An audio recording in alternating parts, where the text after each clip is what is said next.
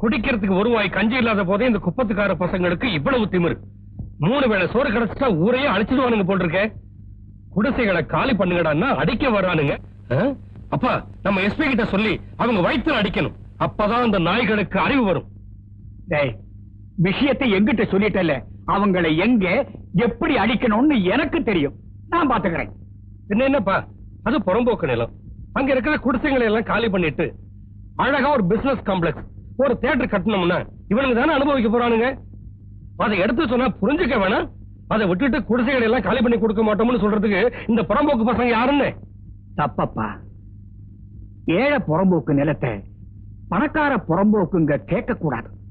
அவசரமா இருந்தா நம்ம காசை செலவழிச்சு நம்ம மூளை உபயோகிச்சு அவங்களுக்கே அதை பட்டா பண்ணி கொடுத்தோம்.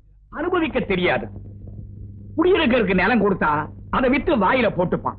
அதனால்தான் சொல்றேன், எவ்வளவு சீக்கிரம் அவங்களுக்கு நம்ம பட்டா பண்ணி கொடுக்கிறோமோ அவ்வளவு சீக்கிரத்துல அந்த நிலம் நமக்கே திரும்பி வந்துடும். இப்ப புரியுதா? ஐயோ ஐயோ, நீங்க இங்க இருக்க வேண்டிய ஆளே இல்லைங்க.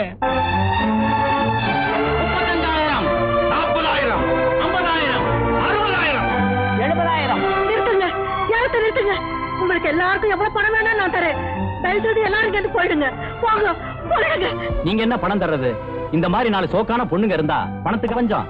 இந்த ஏலத்துல இருந்து விளைவிக்க உங்களுக்கு எவ்வளவு பணம் வேணும் சொல்லுங்க, நான் தர்றேன். இவோ நான் 10 மாசம் சுமந்து பெத்த பொண்ணு ஐயா. என் பொண்ணு. யாரு உன் பொண்ணு? நானா? இல்ல, நான் உன் பொண்ணு இல்ல. நீ ஒரு தாயின் நான் சொன்னா அது தலைக்கு அவமானம். சொல்லுமா, நல்லா சொல்லு.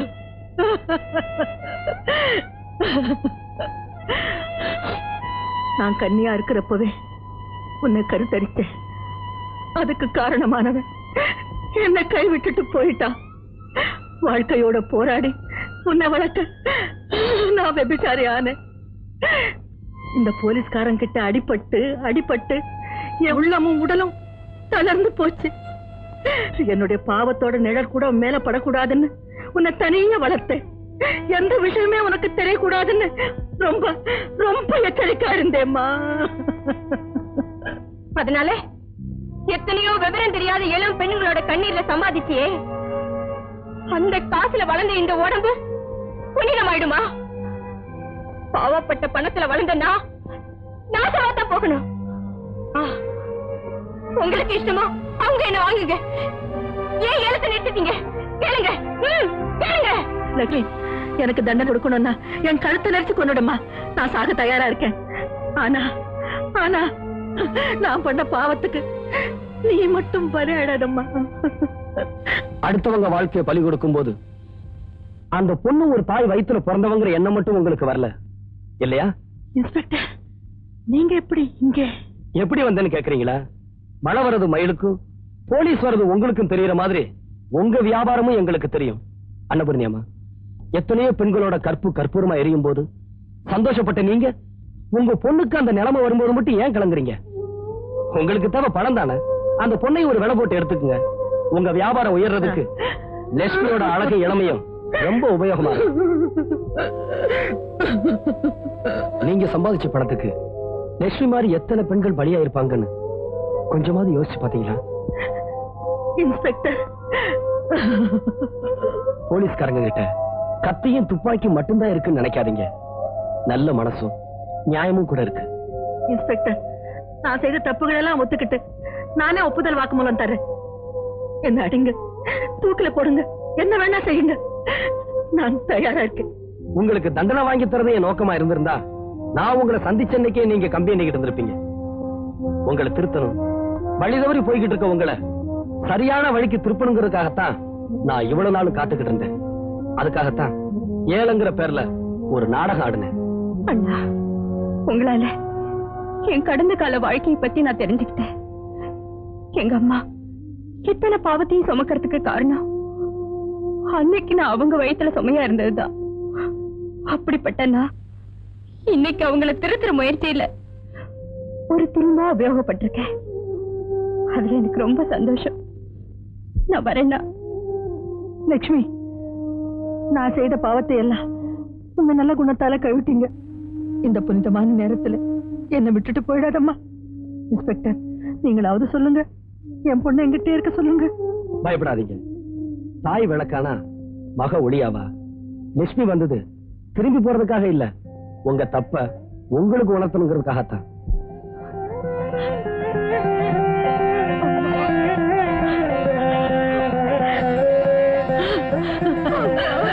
போதும்மா, போதும். எனக்கு இதுவே போதும். இன்ஸ்பெக்டர், தப்பு செய்யறவங்களால லாபம் அடைஞ்ச அதிகாரிங்க எத்தனையோ பேரை நான் பார்த்திருக்கேன். ஆனா நாங்க திருந்தணும்னு நினைக்கிறேன் ஒரே ஒரு கடமை வீரனை இன்னைக்குதான் நான் பார்த்தேன். இன்ஸ்பெக்டர், நான் எத்தனையோ பெண்களோட வாழ்க்கையை பாழாக்கிட்டேன். இன்னில இருந்து அவங்க வாழ்க்கையை திருத்தி அமைக்கணும்னு நான் பாடுபட போறேன். என் கண்ணை திறந்த என் மகள் லட்சுமியையும் உங்களையும் என்னால மறக்கவே முடியாது. அம்மா, இவங்கதான் எங்க டீச்சர். வணக்கங்க. இந்த காலத்துல பெண்கள் புத்திசாலியா இருந்தா மட்டும் போதாது, எதையும் சாதிக்கிற தைரியசாலியாவும் இருக்கணும். அந்த வகையில நீங்க தர பயிற்சி எங்களுக்கு ரொம்ப உபயோகமா இருக்கும். உங்க பாட்டு கேட்கும் போது எங்களுக்கே இல்ல வீரம் வருது. எங்க குழந்தைங்களை எல்லாம் ஒரு நல்ல டீச்சர் கிட்ட தான் ஒப்படைச்சிருக்காரு பிரின்சிபால். ஆமா, உங்க வீடு எங்க இருக்கு? உங்க வீட்டுக்காரர் யாரு? டீச்சர் அம்மா நம்ம எஸ் ராஜா சார் வீட்டுல தான் தங்கியிருக்காங்க. எஸ்ஐ வீட்டுல தங்கியிருக்காங்க? எங்கிருந்தோ எஸ்ஐ ஒரு பொண்ணை கூட்டிட்டு வந்து வச்சிருக்காருன்னு சொன்னாங்களே, அது இதுதானா? அவசரப்பட்டு தப்பா பேசாதீங்க. நீங்க நினைக்கிற மாதிரி ராதா மானத்தை வித்து புலப்பு நடத்துறவ இல்ல. புராண காலத்து அகலிக மாதிரி மோசம் பண்ணப்பட்டவ. அப்படின்னா ஏதாவது ஒரு ராமனோட கால் படுற வரைக்கும் நல்லாவே இருக்கட்டும். இப்போதைக்கு ராமன் கால் படலன்னா என்ன, ராஜா கால் பட்டுக்கிட்டே இருக்கு. நாக்குல நரம்பு இல்லாம பேசாதீங்க. ராஜாவை பத்தி உங்களுக்கு தெரியாது. அவரு நெருப்பு மாதிரி. ராதாவுக்கு அவருக்குள்ள நட்பு ரொம்ப புனிதமானது. ஒரே வீட்டுல இருந்துகிட்டு ஒரே தட்டுல சாப்பிட்டுக்கிட்டு ஒரே படுக்கையில படுத்துக்கிட்டு அவங்க நடத்த புது உறவை புனித உறவா நினைக்க நாங்க ஒண்ணு பச்சை குழந்தை இல்ல. பிரின்சிபால் சார், உள்ளேயே அடைஞ்சு கிடக்காம அடிக்கடி வெளியில வந்து பாருங்க. அப்பதான் அவங்கள பத்தி எல்லாரும் என்ன பேசிக்கிறாங்கன்னு உங்களுக்கு புரியும். எதுக்கு வளவளன்னு பேசிக்கிட்டு நாங்க எல்லாருமா சேர்ந்து ஒரு முடிவு பண்ணிருக்கோம். இனியும் அவளை இங்க வேலைக்கு வச்சுக்கிட்டீங்கன்னா நாளையில இருந்து எங்க குழந்தைகளை உங்க பள்ளிக்கூடத்துக்கு அனுப்ப மாட்டோம். அவ்வளவுதான்.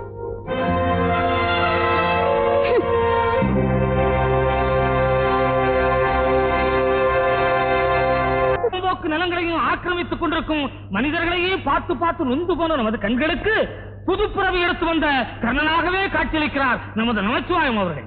அவர்தம் சொந்த பணத்தை கொண்டு ஏழை எளிய மக்களுக்கு பட்டா வழங்கும் இந்த விழா மேலும் மேலும் தொடர வேண்டும், இன்னும் பல நூறு ஏழைகள் பலன் பெற வேண்டும் என்று கூறி இந்த பட்டாவை அளிக்குமாறு மதிப்புக்குரிய அரசாங்க அதிகாரி பட்டாபிராமன் அவர்களை கேட்டுக்கொள்கிறேன். அதற்கு முன்பு நமது நமச்சிவாயம் அவர்கள் இப்போது 2 வார்த்தைகள் பேசுவார். ஆமா, 2 வார்த்தை தான் பேசணும். அதுக்கு மேல இவனுக்கு என்ன பேச தெரியும்? பெரியவர்களே, கர்ணனின் மறுபிறவின்னு என்னை எல்லாரும் போடுறாங்க. அப்படி என்ன நான் இந்த நாட்டுக்கு சாதிச்சிட்டேன்னு எனக்கே புரியல. உழுறவனுக்கே நிலம், குடியிருப்பவனுக்கே வீடு. இது அரசாங்கத்துடைய திட்டம். நான் இந்த அரசாங்கத்தையும் அவங்களுடைய திட்டத்தையும் ரொம்ப மதிக்கிறவன்னு உங்க எல்லாருக்குமே நல்லா தெரியும். ஐயோ, உங்களுக்கு ஒரு மகிழ்ச்சியான ரீல் சுத்ராம் தெரிவிக்க போறேன். இதுக்கு நம்ம ஆளுங்க கைய வேற தட்டுறானுங்க. இந்த தலைவர் எங்க எத்த பேசினாலும் எத்த சொன்னாலும் எல்லாரும் கை தட்டுறானுங்களா? இந்த கைத்தட்டல் சத்தத்திலேயே நம்ம தலைவனுங்க காதெல்லாம் செவிடா போச்சு. அத்தட்டு தான் நம்ம நாயம் சொல்றப்ப இந்த தலைவனுங்க காதலியே ஓயமாட்டேங்குது. அது தீனி போட முடியாதவனுக்கு மாடு கொடுக்கிறது எப்படி தண்டமோ, அதே மாதிரி வீடு கட்ட முடியாதவனுக்கு மனப்பட்டா கொடுக்கிறது வேஸ்ட். அதாவது தண்டமோ தண்டம், தண்டமோ தண்டம். அதனால உங்க எல்லாருக்கும் வீடு கட்டுறதுக்கு ஆளுக்கு 500 ரூபாய் தரதாக நான் உத்தேசித்திருக்கேன். அதாவது தீர்மானிச்சிருக்கேன். நமச்சிவாயம், நமச்சிவாயம், நமச்சிவாயம். ஆமே, சும்மா வேடிக்கை பாத்துக்கிறேன். குப்பா, நான் சொல்றது கேளு. இதுல எதுவும் சூழ்ச்சி இருக்கு. வீணா நமச்சிவாயத்தோட வலையில மாட்டிக்காதீங்க. இதுல என்னப்பா சூழ்ச்சி இருக்கு? கவர்மெண்ட்ல கடன் தருவதுன்னா கூட உங்ககிட்ட என்ன சொத்து இருக்குன்னு கேக்குறாங்க. எதுவுமே ஈடு என கேட்காம நமக்கு பணம் தர்ற புண்ணியம் தப்பா பேசாதப்பா. நம்ம கிட்ட ஒண்ணுமே இல்லைன்னு நினைக்காதீங்க. நாம எல்லாம் ஒன்னா இருக்கிறதே நம்மளோட பெரிய மூலதனம். அதை 500 ரூபாய்க்கு அடமானம் வச்சிடாதீங்க. பொருளை அடமானம் வச்சா அதை நாம மீட்டுக்கலாம். ஆனா ஒத்துமை அடமானம் வச்சா நம்மள முச்சந்தில தான் நிக்கணும். இப்ப என்ன முச்சந்தில மாடி மேல நிக்கிறோம்? வாங்கடா, ஐயா கிட்ட போய் பணம் வாங்கி வீடு கட்டுவோம்.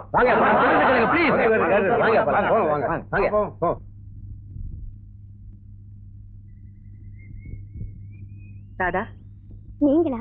உட்காருங்க. ராதா, என் மேல கோவமோ வெறுப்போ உனக்கு ஒண்ணும் இல்லையேம்மா. எதுக்குமா? நான் செய்த பாவத்துக்கு, அநியாயத்துக்கு.